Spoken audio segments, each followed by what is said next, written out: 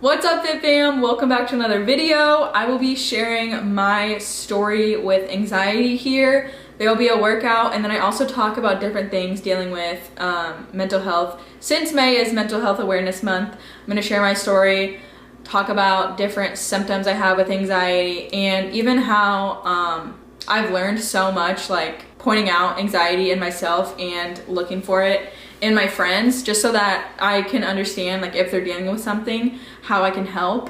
So I'm going to talk about how I learned about that. There's a page that I've found that really helps me educate myself about it, so I'm going to share that. And then we'll get into a workout. So I hope you guys enjoy. Even if you don't struggle with anxiety or depression, it's great to learn about so that you can look for these symptoms in your friends and family, or even just so that you can help your friends that are struggling. Okay, so there are some Instagram accounts I follow that I'll probably list down here that really helped me out. So my story with anxiety is I have anxiety, and I used to literally wake up in the morning before school when I was a kid, and I would always get sick, and I would always tell my mom, like, oh, I think I'm sick. She would just be like, okay, like, I see that you're throwing up, whatever.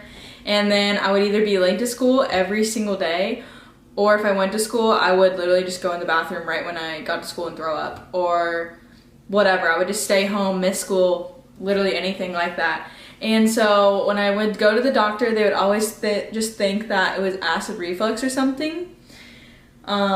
They thought it was acid reflux for like probably 7 years of my life. And then finally when I got into high school, the same thing would happen. High school, like, was not enjoyable at all. I would get so much anxiety just like going to school, like same thing when I was a kid. So I would throw up all the time because for me, when I'm anxious, I've learned, like, that's what I do. Like, if I'm anxious, that's what happens for me.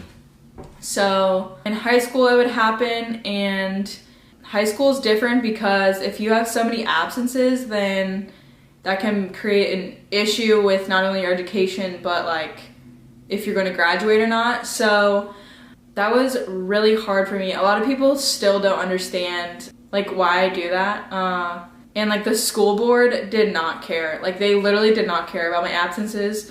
I would even like be going to doctor's appointments for anxiety, and the school board like just didn't care for my absences at all, like didn't understand.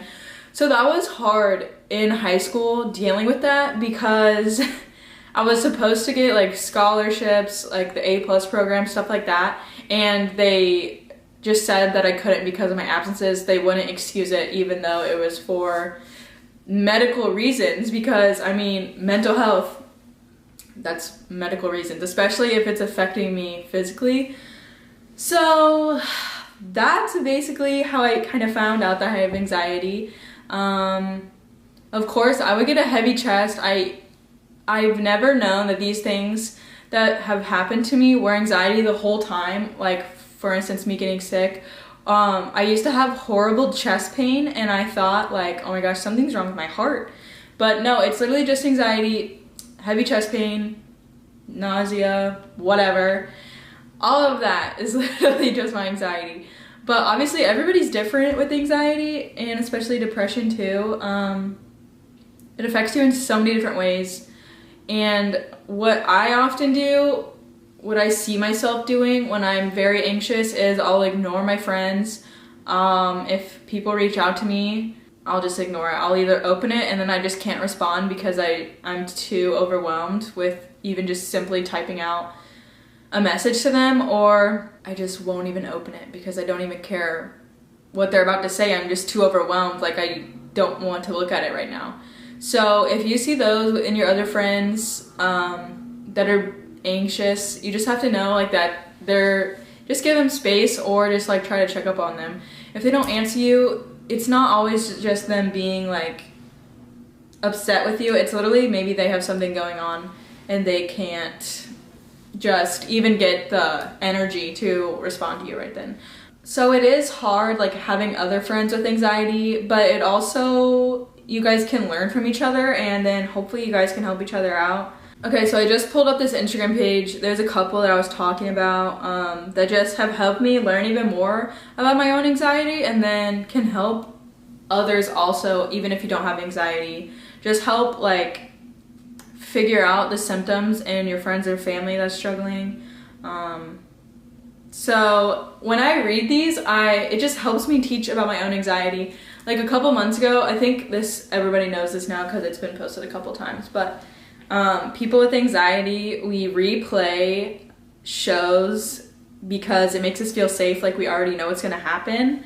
So, I mean, that's just crazy because I've rewatched Friends so many times. I rewatched Shameless so many times, and it's literally just crazy. Like I would rather rewatch a show because I know what's gonna happen than start a new show. It's kind of insane.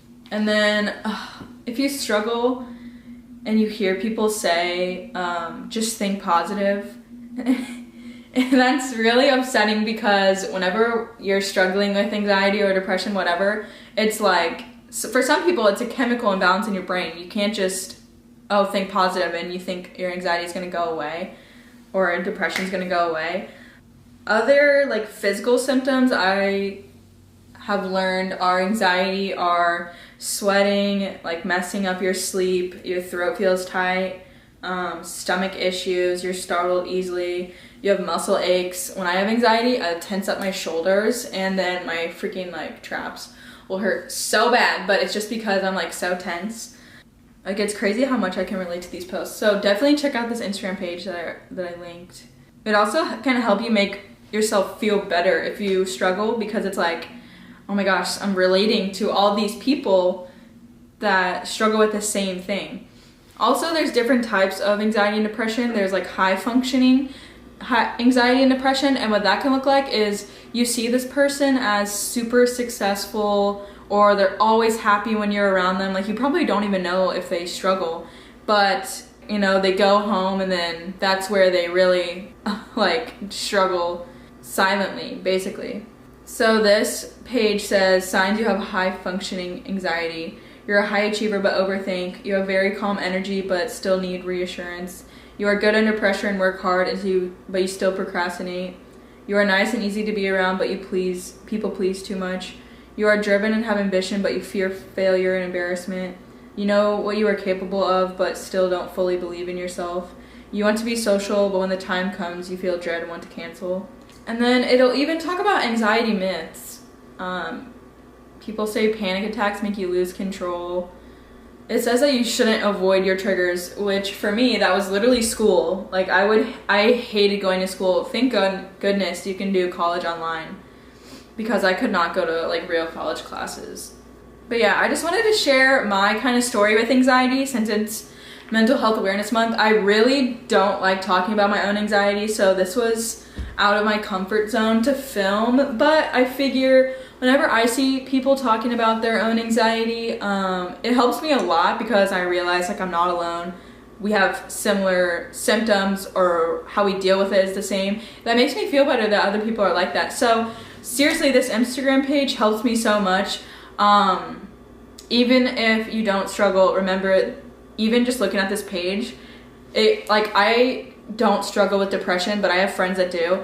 This helps me understand them, because let's say if I have a friend struggling with depression, she'll cancel plans last minute, or she just doesn't respond very often. One, she's always sleeping. But this helps me understand, like, okay, she's not like mad at me. It's literally, she's probably struggling really bad right now. She doesn't want to talk. She probably gets anxious when she wants to go out. She just wants to be at home. That was so hard to talk about. I hate talking about my own anxiety, but I figured it will help somebody else. And I'm glad I can share these Instagram pages with you because they seriously help me so much. Like, wow. I've talked about them like 80 times on here, but it's fine. So I also recorded a workout for this video so that we don't talk about mental health the whole time. So